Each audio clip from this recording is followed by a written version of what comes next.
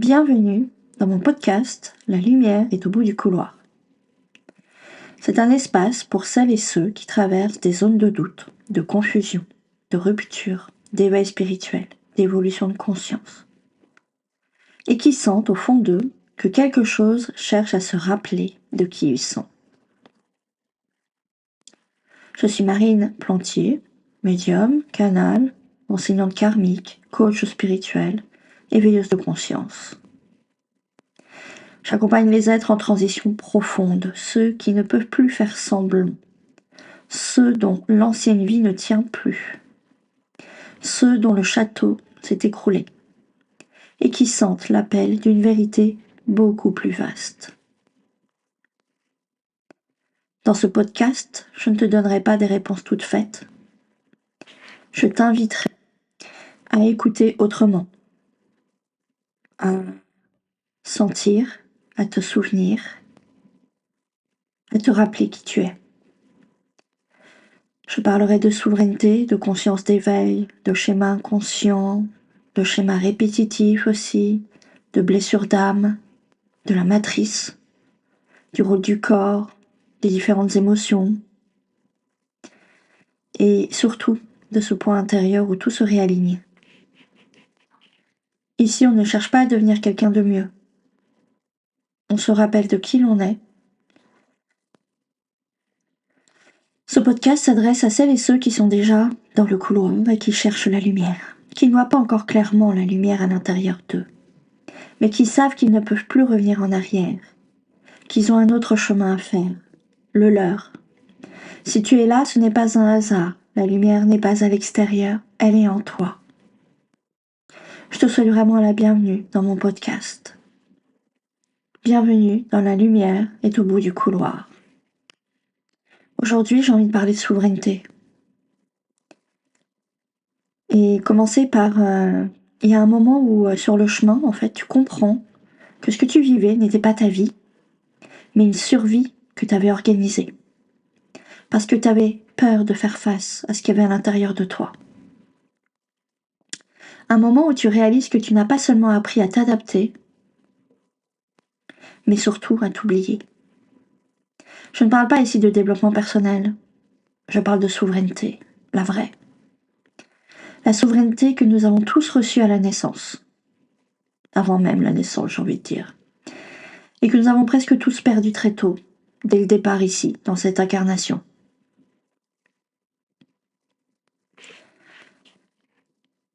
Avant tout,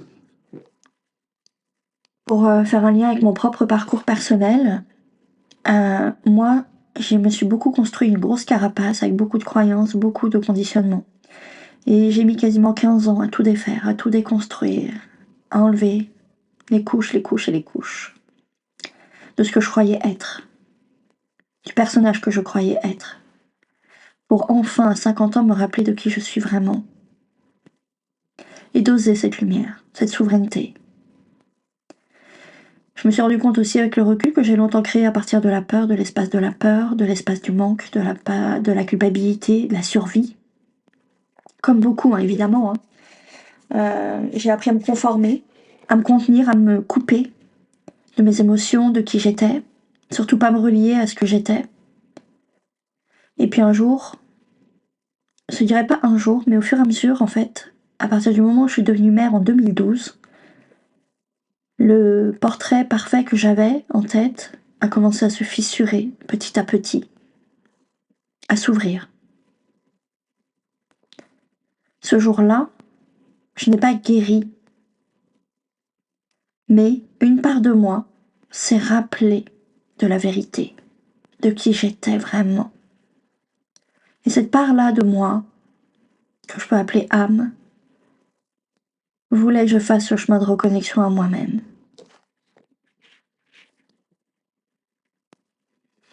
Je me suis rappelé aussi que la souveraineté ne se demande pas, elle se prend.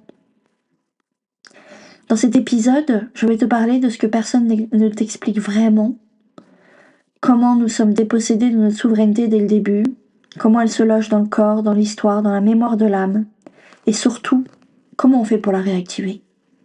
pas en théorie, en vérité. Si cet épisode te dérange, c'est normal. S'il réveille quelque chose en toi, c'est qu'il est peut-être temps de t'écouter et qu'il est temps peut-être de retrouver ta souveraineté, parce que je te le souhaite.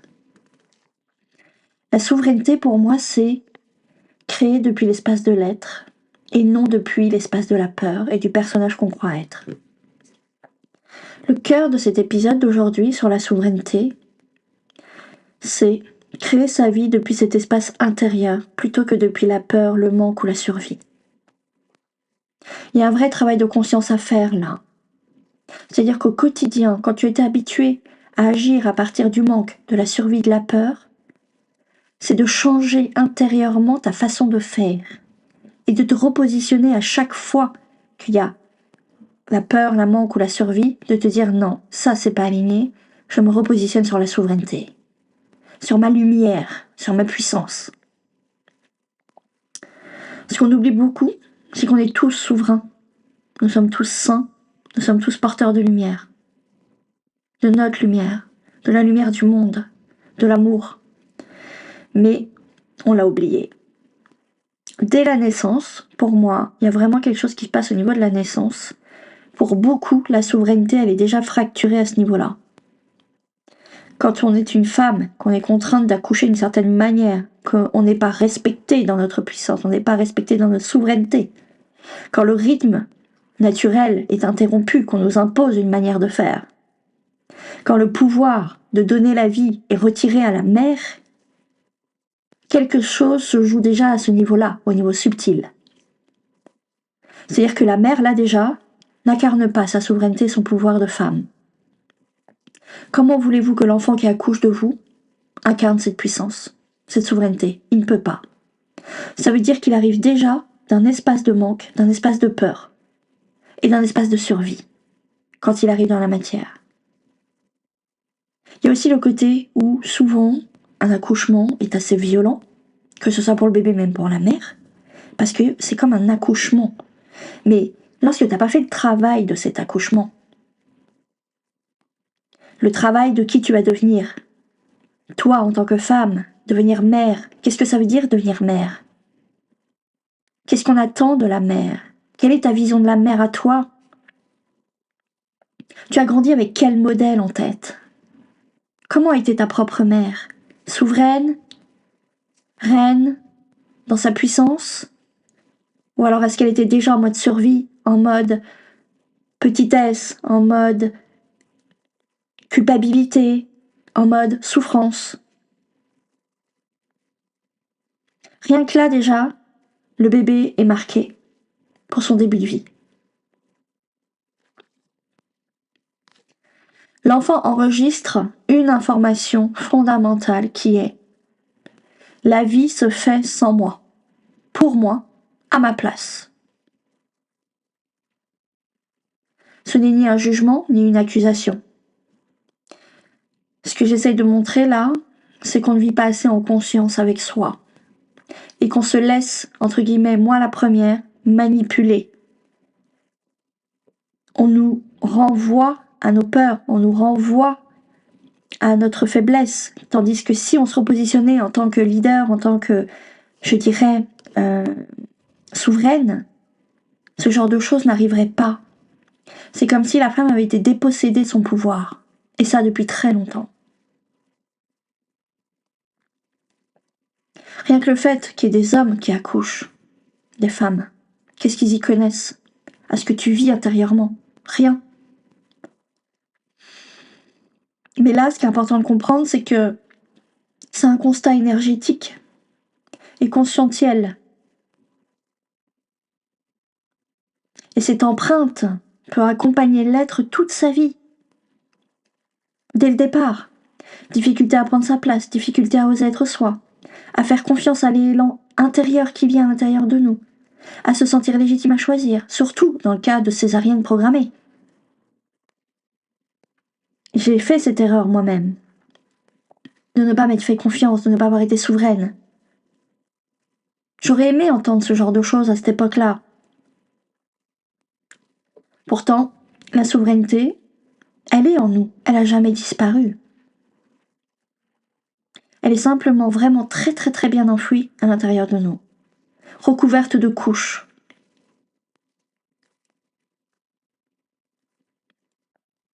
Se reconnecter à sa souveraineté demande un effort.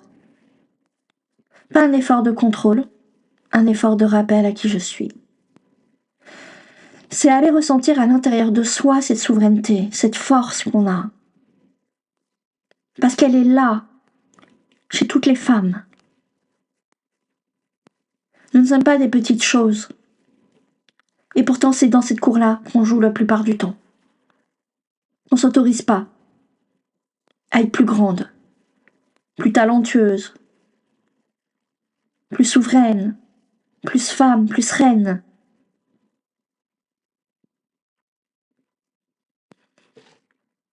Se souvenir de qui nous sommes vraiment. Un être divin, parfait, de pur amour, de pure conscience. Mais souvent, la vie nous y aide. Alors moi, je suis pas tout à fait d'accord sur le fait que c'est la vie qui nous y aide. C'est plutôt nous-mêmes qui nous aidons à ça. À travers des crises qu'on va vivre, des ruptures, des pertes de repères, des moments où tout s'écroule, en fait, c'est nous qui créons ça pour nous reconnecter à cette puissance. Ce sont des points de bascule, ce que j'appelle l'éveil de la conscience. L'éveil spirituel, la nuit noire de l'âme. C'est dans ces moments-là où on est attendu pour se reconnecter à qui on est vraiment. Retrouver cette puissance, retrouver cette souveraineté, se reconnecter à soi.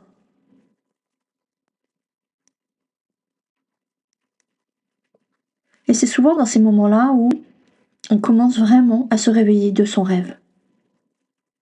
Mais simplement par brives. C'est juste des brives de réveil. C'est pas totalement réveillé. Il va falloir vivre un certain nombre de choses avant que ça soit totalement ouvert. Et que vous ne soyez plus dupe du jeu de votre personnage. Et que vous ne soyez plus dupe de cette société. Et que vous ayez envie de réincarner votre souveraineté. Mais aussi apercevoir une autre réalité, non pas à l'extérieur, mais à l'intérieur de vous. Parce que c'est là où tout se joue. L'extérieur, et je le répète tout le temps, est un reflet de notre intérieur. Votre réalité extérieure égale votre intérieur. Alors oui, ça peut être très violent quand on entend ça, mais moi je ne le vois pas de cette manière-là. Ce que je vois, c'est combien je peux reprendre le pouvoir sur ma vie, combien je peux améliorer ma vie, si j'ai ce pouvoir-là. Lorsqu'on a ces premiers éveils liés à tous ces événements, le château de cartes commence à tomber, carte après carte. Nos identités, nos rôles, nos conditionnements tombent les uns après les autres. Nos croyances aussi, évidemment. Nos blessures émergent en pleine face. Ça remonte à la conscience. En disant, regarde ça, tu l'as pas réglé. Et une chose devient hyper claire. On ne peut plus revenir en arrière. On a ce chemin à faire.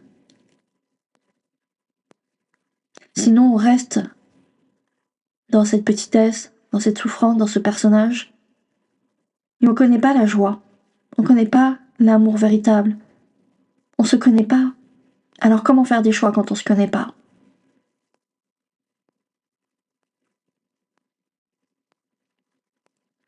Parce que dont on n'a pas vraiment conscience, c'est que ce chemin qu'on fait là, on l'a choisi pour nous réveiller, pour retrouver notre lumière, notre souveraineté, notre puissance. La souveraineté, elle se récupère pas dans le mental. C'est pas comme ça que ça marche. Elle se décrète pas non plus. Elle se retrouve lorsque tu fais un chemin de connaissance de toi-même. Elle se retrouve dans tes tripes, dans ce que tu as traversé et ce que tu as transcendé, ce que tu as réussi à résilier aussi par la résilience, dans ta mémoire de ton âme, de ton incarnation.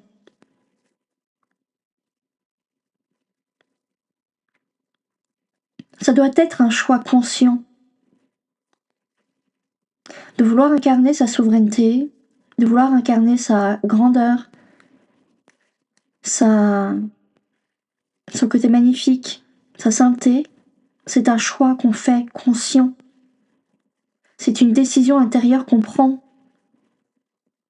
en disant « Ok, toutes les autres portes là, je les ferme toutes, terminé. J'ai le droit à beaucoup mieux que ça. »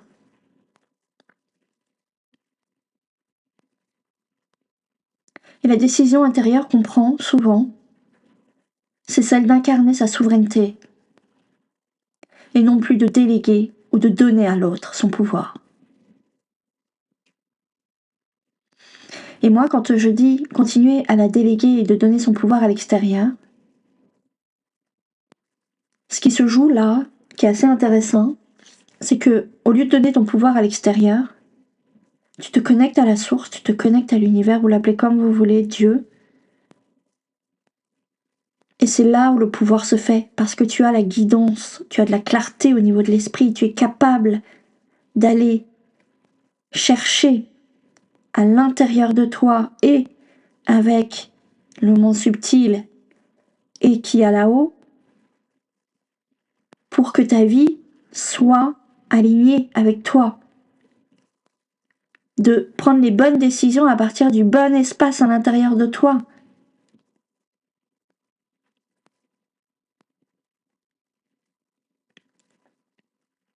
Être souverain pour moi, ce n'est pas dominer. On n'est pas là pour ça. Ce n'est pas se couper non plus. C'est apprendre à se respecter, à s'aimer, à poser ses limites, à reconnaître ses besoins, à faire le taf sur ses blessures, traumas et expériences qu'on a vécues, à habiter pleinement sa vérité, l'incarner, l'accepter. Votre force, elle est là, lorsque vous reconnaissez tout, qu'il n'y a plus chez vous de déni ou de part oublié ou de choses mises sous le tapis. C'est ça aussi la souveraineté. Accepter tout ce qu'il y a à l'intérieur de vous. C'est pour moi aussi incarner sa divinité. Ça, sa lumière, sa sainteté, ce que vous êtes, l'amour pur, la conscience pure.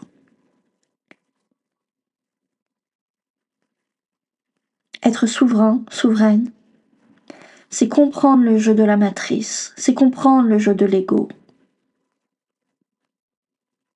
Voir les conditionnements, les peurs, les scénarios répétitifs qu'on fait constamment. Et de choisir de ne plus agir depuis ces espaces-là, mais agir depuis un espace de souveraineté, de lumière, de divinité, de stabilité.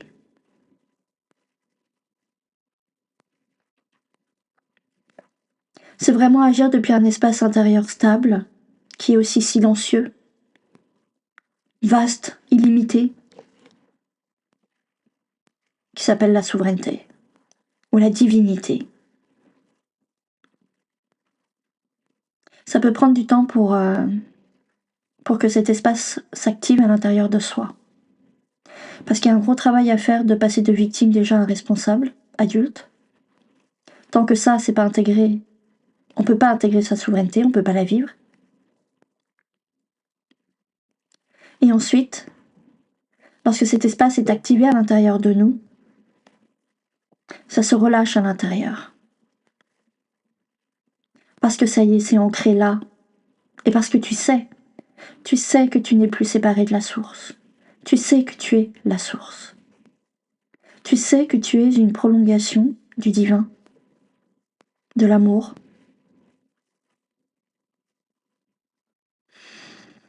Mais alors là, tu peux lâcher le contrôle, ouvrir ton cœur, cultiver ta foi.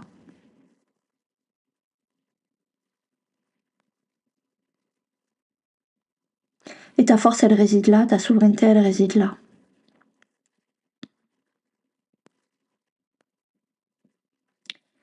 Et lorsque tu arrives à cultiver cet espace-là à l'intérieur de toi, tu peux t'y reposer dans cet instant et dans cet espace infini d'amour pur et de conscience pure que tu es. Être souveraine, c'est aussi apprendre à écouter sa guidance intérieure, être capable de faire du calme à l'intérieur de soi, faire du vide, d'aller chercher la présence de soi. Sortir des histoires que le mental raconte en boucle. Moi, je dirais plutôt que c'est l'ego qui raconte en boucle des choses. Cesser de rentrer dans le jeu de l'ego aussi. Cesser de rejouer les mêmes scènes jour après jour, les mêmes schémas, les mêmes blessures, les mêmes scénarios. Souvent, on fait ça parce qu'on ne sait pas faire autrement. Mais en fait, on peut faire autrement. C'est oser rencontrer une autre version de soi et ne pas avoir peur de rencontrer cette version-là de vous. Parce qu'on est tellement habitué à l'autre version qu'on se dit, ok, si je dois lâcher cette version-là, mais qui je vais être?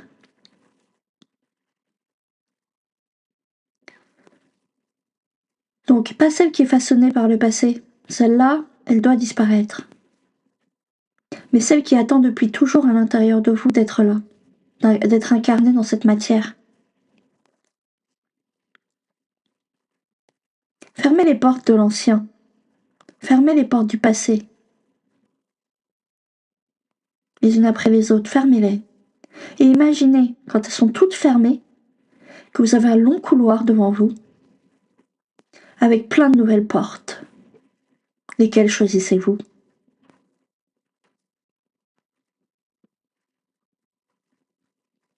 Sentez l'excitation à l'intérieur de vous quand vous voyez que vous n'êtes plus la même et que autre chose se présente.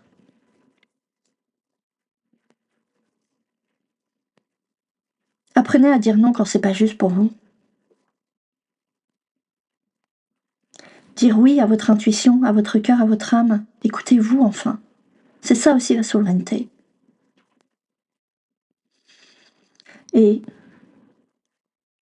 apprenez à accueillir cette version de vous qui demande à rayonner, à aimer, à prendre sa place, à oser être elle, pleinement elle, sans avoir de remords, sans avoir de culpabilité, en vous foutant de ce que les autres peuvent penser.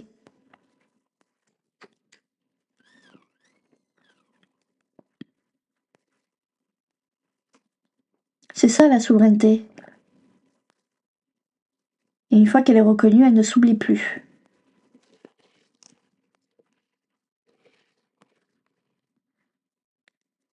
Elle s'incarne à l'intérieur de vous et dans toutes vos cellules, dans tout votre organe. Et je peux vous dire que lorsque vous l'incarnez, vous ne pouvez plus retourner en arrière. Ce n'est pas possible.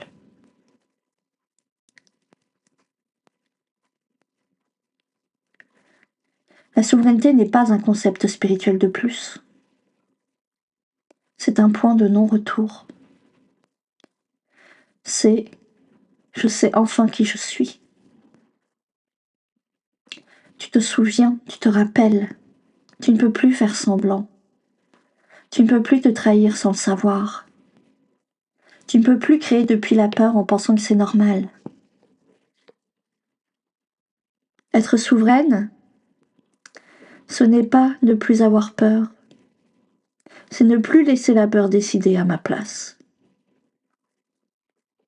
C'est comprendre que tu n'es pas séparé de la source. Que tu n'as rien à mériter, rien à prouver, rien à définir. Tout est déjà en toi et à toi. Tu es déjà.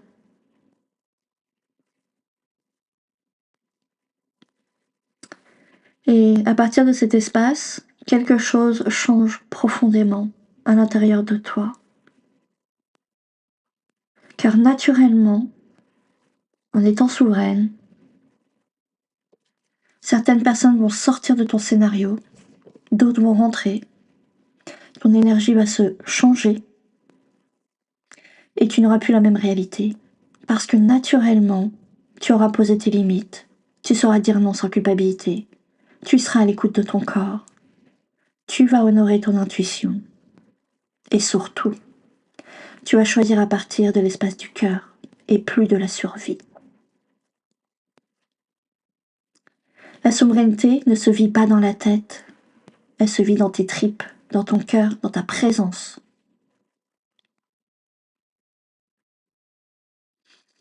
Si ce que tu as entendu aujourd'hui résonne, ne cherche pas à le comprendre davantage. Laisse-le descendre à l'intérieur de ton corps. Et pose-toi cette seule question. À partir de quel espace choisis-tu encore ta vie?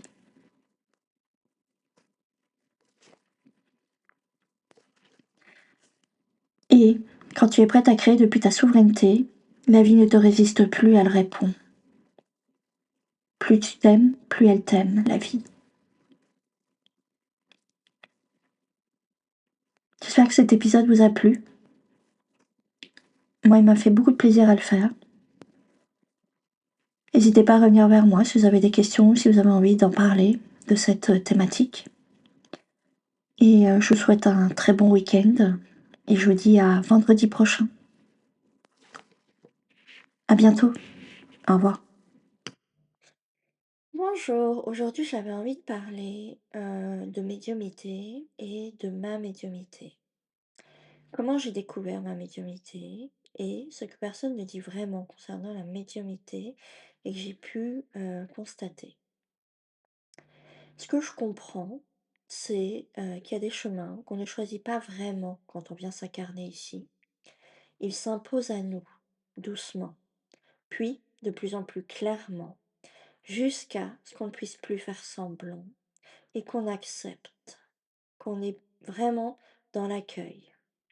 Et de temps en temps, eh ben, ce genre de choses peuvent prendre des années et des années. Il m'aura fallu 49 ans pour accepter cette médiumnité chez moi et ne plus la cacher, l'assumer au grand jour. Et aujourd'hui, j'ai envie de vous raconter comment j'ai découvert ma médiumité, et pas la version idéalisée, hein, la vraie, avec ces moments de grâce, ces moments de doute, ces moments de silence, ces moments où on pense être fou, et surtout de profonde humilité. J'espère que cet épisode va vous plaire. Alors, si je reviens un petit peu en arrière, la toute première fois que j'ai pu avoir une prémonition, c'était quand j'étais adolescente, lors d'un événement où j'ai vu l'événement défiler devant moi avant qu'il arrive. Et sur le coup, je me suis dit: «Oh là, qu'est-ce que c'est? Qu'est-ce que ça veut dire?»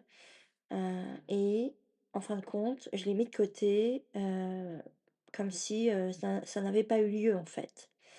Et lors de mon adolescence, il m'est arrivé plusieurs fois de faire des rêves prémonitoires ou même de savoir avant les personnes ce qu'elles avaient à dire ou ce qu'elles vivaient déjà à l'intérieur d'elles.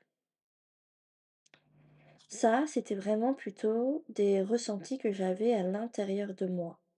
En fait, j'avais une capacité de ressentir les gens avant même qu'ils ouvrent la bouche. Je savais quand quelque chose n'allait pas, même si tout semblait normal comme ça en surface. Et j'avais vraiment comme des symboliques, des images parfois, des rêves concernant ces personnes. Et je pensais en fait que c'était normal, hein. Alors évidemment que j'ai longtemps nié aussi ma part très sensible en fait, qui est très, qui se connecte très facilement en fait, hein, aux autres. Et j'ai longtemps minimisé, je pense comme beaucoup de médiums. Et puis, il y a eu une nuit où, j'étais vraiment au fond du trou, prête à me balancer par la fenêtre, hein. Et en fait, c'est la toute première fois où j'ai demandé à mes guides: «S'il vous plaît, montrez-moi que je peux m'en sortir de ce que je suis en train de vivre, de cette épreuve». Et j'étais dans mon lit, et rien de spectaculaire en fait à l'extérieur, mais à l'intérieur, j'avais fait un appel de mon cœur, de mon âme. Et c'est vraiment là où tout a basculé parce que j'ai fermé les yeux et j'ai senti une présence bienveillante, une présence qui m'a enveloppée d'une douceur infiniment aimante. Je n'ai jamais eu cette sensation ici, dans cette matrice. Et l'amour qu'elle dégageait était un amour inconditionnel. La vibration qu'elle avait était un amour inconditionnel. Et c'était pas comme une image que je voyais, c'était vraiment, je sentais sa présence à côté de moi. Pas comme une croyance non plus. Et ce que j'en ai déduit après, c'est que je pense que c'était Marie. Ça a toujours été pour moi, ma mère. Et cet amour, en fait, que j'ai ressenti, il ne demande rien, rien du tout. Il ne juge rien, ne corrige rien. Il est juste là, total. Et ça fait un bien fou d'être dans cet état d'amour inconditionnel. C'est presque comme si j'avais envie de m'y shooter tous les jours, tellement c'est bon. Et j'ai compris qu'après, que en fait, c'est exactement ce qu'il y a de l'autre côté, cet état d'amour inconditionnel. C'est ce que nous sommes de l'autre côté. Mais en fait, on oublie qu'on est ça. Et Marie est restée là. Je suis pas capable de dire combien de temps, tellement j'ai été hypnotisée par ça. Et la seule chose dont je me rappelle, c'est que le lendemain, quand je me suis réveillée, j'avais retrouvé de l'amour, de l'énergie, de la joie. Comme si on avait rempli les tubes à l'intérieur de moi qui étaient vides avant, et là remplis de nouveau. C'était presque difficile à expliquer tellement à vivre, c'était magnifique. Il y a presque pas les mots en fait même pour décrire ça. Et ce qui est le plus drôle, c'est que cette présence, quand elle est arrivée, j'ai pas eu peur d'elle. Je me suis sentie reconnue, apaisée, tenue. J'en ai encore même des émotions aujourd'hui, ça me touche. Et c'est à ce moment-là que quelque chose en moi a vraiment su, ok, le monde invisible existe bien. Et c'est bien ça que j'avais perçu depuis longtemps. Et aussi qu'il existe autre chose que ce qu'on m'a appris ici, dans cette matière. Et tout doucement, c'est comme ça que j'ai fait mon chemin de réouverture, en fait, de la spiritualité et de ce chemin. J'ai osé, en fait, aller regarder ça de plus près, de comprendre ça de plus près, de m'autoriser, en fait, à le vivre. Et il y a eu une autre nuit où là, j'avais écrit sur un papier, je me rappelle plus exactement ce que j'avais écrit sur le papier, mais comme des interrogations, et que j'avais posé à côté de mon lit pour que mon guide me réponde. Et il était environ 5 heures du matin, et là, juste à côté de moi, j'ai senti mon guide qui est arrivé. Pas dans un rêve, hein, pas dans une imagination floue. Il m'a parlé à l'oreille. Et la puissance énergétique qu'il dégageait était telle que mon corps entier la ressentait, la vibrait. C'était d'une clarté, d'une netteté, d'une structure qui m'a scotché, en fait. C'est là où j'ai compris aussi qu'il y a différents niveaux d'énergie et donc différents niveaux de persona peut-être de l'autre côté, vous voyez, d'esprit. Et ce qui est surprenant, c'est que lorsque j'ai senti cette présence-là, à côté de moi, il y a une part de moi qui a eu peur, tellement c'était puissant. Mais en même temps, c'était tellement évident. Ça m'a fait tellement de bien de savoir qu'on n'est jamais seul dans l'univers, qu'ils sont là avec nous, nos guides, même d'autres esprits, des ancêtres. Et que si on se l'autorise, vraiment, on peut se reconnecter à eux et on peut les sentir. Et c'est vraiment à partir de ce moment-là que j'ai fait un vrai chemin vers ça et que je ne pouvais plus nier que ça existait. Et lorsque j'ai vraiment décidé d'assumer ça chez moi, cette capacité à ressentir les esprits, cette capacité à les entendre, cette capacité à pas les voir, mais en tout cas avoir des images, des flashs, des symboles, que les choses se sont accélérées. Mais c'est surtout lorsque j'ai pris les bonnes décisions pour moi, qui étaient alignées avec moi à l'intérieur, que les choses se sont encore plus ouvertes. Et c'est souvent aussi lié, pour moi, au fait que lorsqu'on s'autorise à l'intérieur, les choses se développent à l'extérieur. Et il y a un autre épisode qui a été drôle, c'est-à-dire qu'à partir du moment où j'ai compris que j'étais un travailleur de lumière, donc au service de là-haut, il y a un livre de ma bibliothèque, ils sont tous rangés impeccablement, hein, donc il peut pas tomber comme ça, et qui est tombé tout seul. Et je l'ai vraiment vu comme un clin d'œil, comme une confirmation silencieuse de: «Regarde Marine, tu n'es pas seule et tu n'inventes rien. Tu ressens bien, tu vois bien». Je l'ai vraiment reçu cette fois-ci comme un cadeau d'aide, comme un cadeau de: «Regarde, tu es à notre service». Puis il y a eu ma rencontre avec le courant miracle. C'est un enseignement spirituel. Et lui, cet enseignement, m'a permis d'enlever tout ce qui était nécessaire à mon évolution, à l'évolution de ma conscience. Cet enseignement a posé un cadre, une éthique, une rigueur intérieure pour moi, qui m'a appris que la spiritualité n'est pas un échappatoire, mais vraiment un chemin de responsabilité, de clarté et d'amour incarné. Ce que j'ai eu comme chance aussi, lors d'une guidance, c'est de me retrouver avec Dieu, Jésus et le Saint-Esprit. Et Dieu m'a fait ressentir ce qu'était la bonté divine. Je n'arrive même pas à décrire ce sentiment que j'ai ressenti, tellement c'était bon pour mon corps et pour moi. Et dans cette bonté, la seule chose que j'ai eue, c'est de l'amour pur. Et la bonté d'un père qui aime, vraiment. Et je pense que l'amour et la bonté sont deux choses de l'autre côté, sont même les seules choses qu'il y a de l'autre côté. Et on attend de nous de mettre ça ici, de l'amour et de la bonté.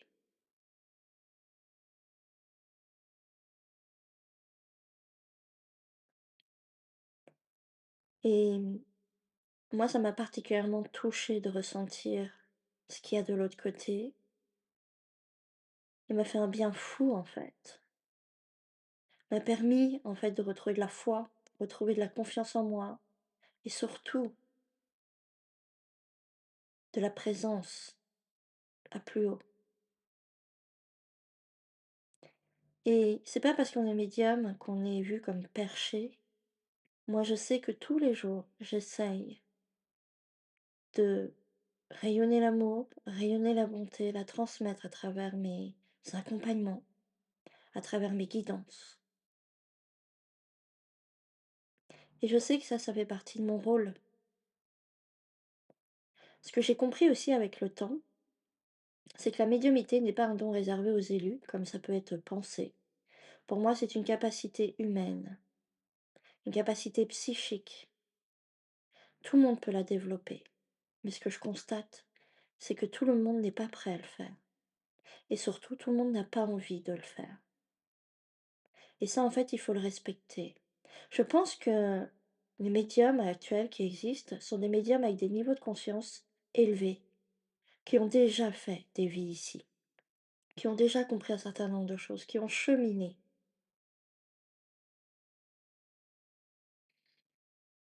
Parce que, vous savez quoi? Recevoir des informations, ça demande de faire le vide à l'intérieur de soi. C'est poser ses attentes, poser son ego, poser son besoin d'être spécial, poser son besoin d'être dans la reconnaissance. Pour moi, un médium est dans l'humilité, dans la réception. Il est un outil, en fait, comme un canal. Et ce que je constate aussi, c'est qu'il existe différents types de médiums, différents types de médiums, hein. des médiums spirites, donc ils sont plus, eux, sur le défunt, connectés pour donner les messages au niveau des défunts ou même discuter avec eux.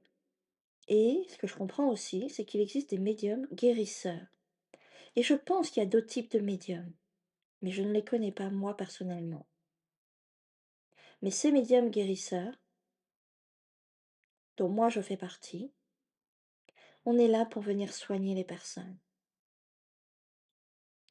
Et soigner d'un point de vue émotionnel, d'un point de vue karmique, d'un point de vue blessure, d'un point de vue aussi aura, au niveau des différents corps que nous avons. En fait, on intervient à différents niveaux. Et lorsqu'on est là pour guérir, on est là avec nos guides pour le faire. C'est eux, entre guillemets, qui dirigent la séance, qui la guident.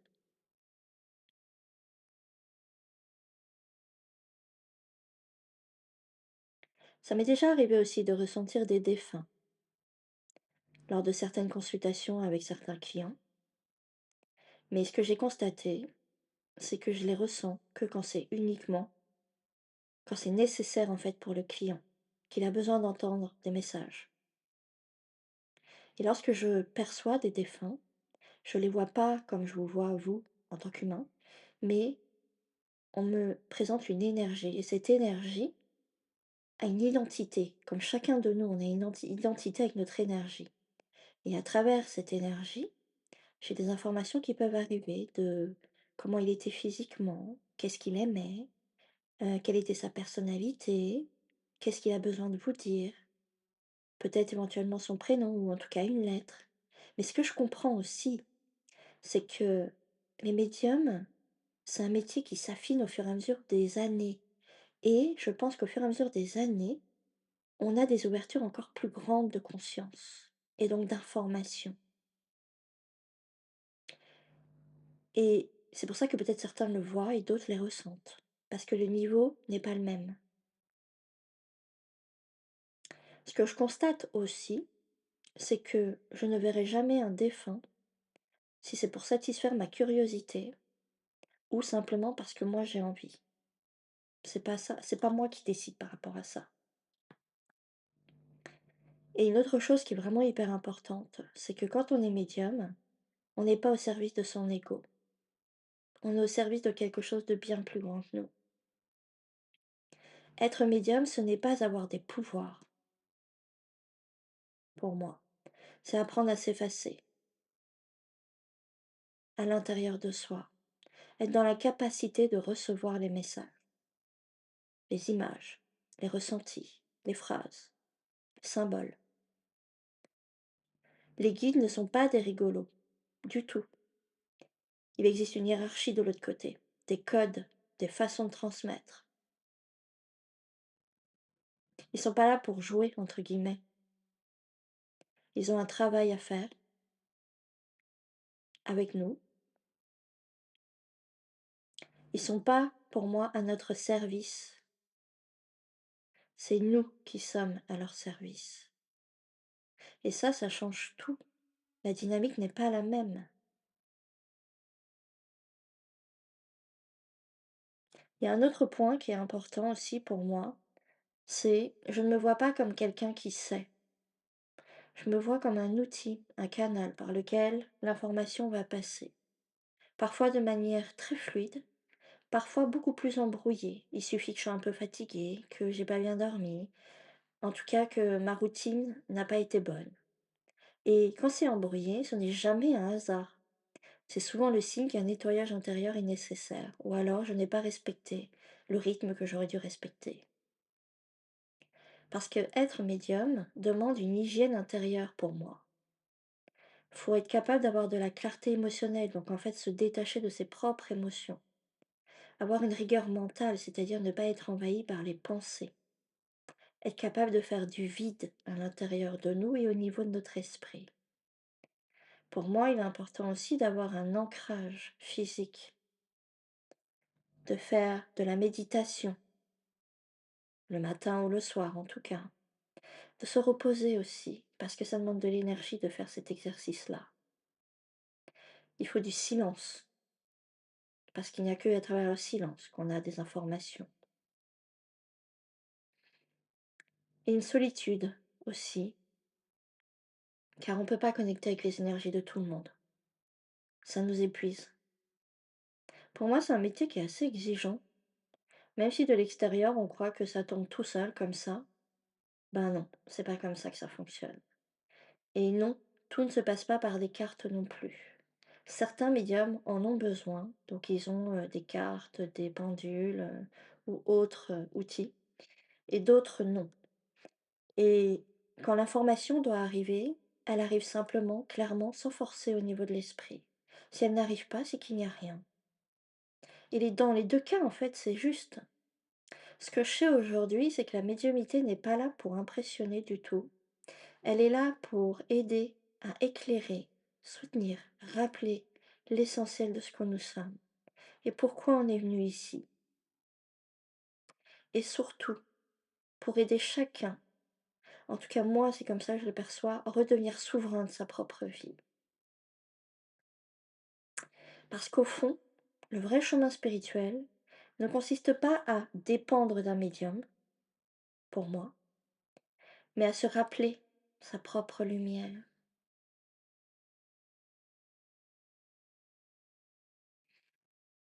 Si cet épisode résonne en toi, si tu te poses des questions, si tu sens un appel mais aussi des résistances, sache une chose, la lumière n'impose jamais,